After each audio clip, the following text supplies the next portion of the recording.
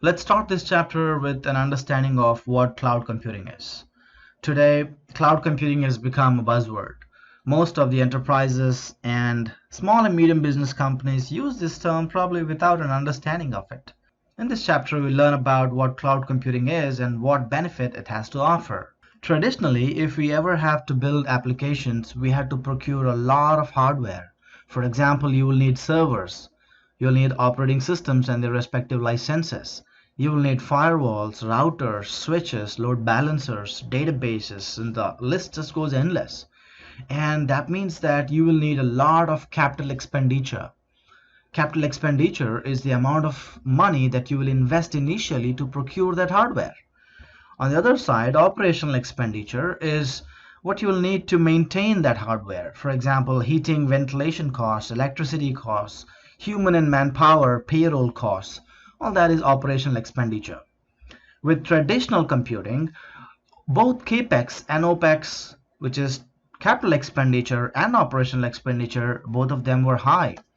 And today, with the advent of small and medium business companies and startups, we really do not have the scope to invest so much on the hardware or licenses for the operating system. So what do these startups do to provision their infrastructure to let the business run? What do they have to do? Well, they have to resort to something called as cloud computing. This is where the whole bunch of resources will run. So the startups will simply put their resources, for example, servers, storage, databases, networks, softwares, artificial intelligence and their respective analytics, everything into cloud. Cloud is nothing but a massive, huge, humongous data center that is maintained by the cloud provider. For example, Microsoft or Amazon or Google Cloud for that matter. And cloud providers will make sure that the services that are offered to you will have a faster way of delivery.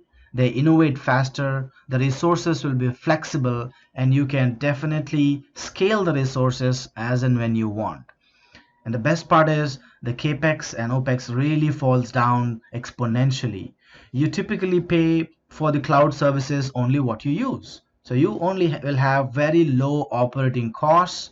Your infrastructure will be running more efficiently, and you can scale your business when it's required. Let's look at the definition of cloud computing now that we understand cloud computing. Definition of cloud computing is given by a body called as NIST. NIST is National Institutes of Standards and Technology, and they defined the definition of cloud computing in their publication 800-145. And here is the definition.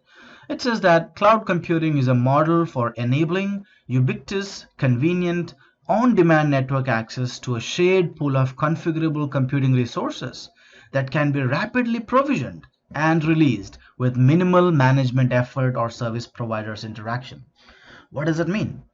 It means that I, as a cloud user, should be able to create a virtual machine, create a server, storage, maybe an SSD or an HDD or any kind of application whenever I want it. When I want to provision them, when I want to create them, probably in the middle of a night, I get an idea and you want to create a server right then, you should be able to do it. You should not be calling up the call center of Microsoft or Amazon Web Services, standing in the queue, and when the call center executive picks up the phone, you then say, hey, can you help me create a VM? Make sure that has 8 GB of memory, that has 40 terabytes of hard disk, make sure that port 22 is open. We're not going to do that because today we have our own self-service provisioning portal, where you can type in your user ID and password, and then you enter into the world of cloud services provided by the cloud provider, which could be Amazon, Microsoft Azure, or Google Cloud. So you will be able to create resources as long as you have internet, as long as you have a device that supports a good browser. That's all you need to maintain the most sophisticated infrastructure in the world. So no more procurement of devices, no more maintaining them. You really do not have to pay the electricity costs or air conditioning costs.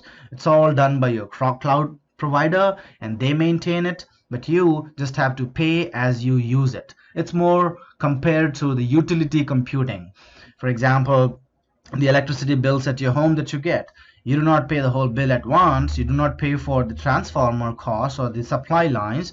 You just pay based on your usage. This is exactly what it is, a simple analogy that can be used.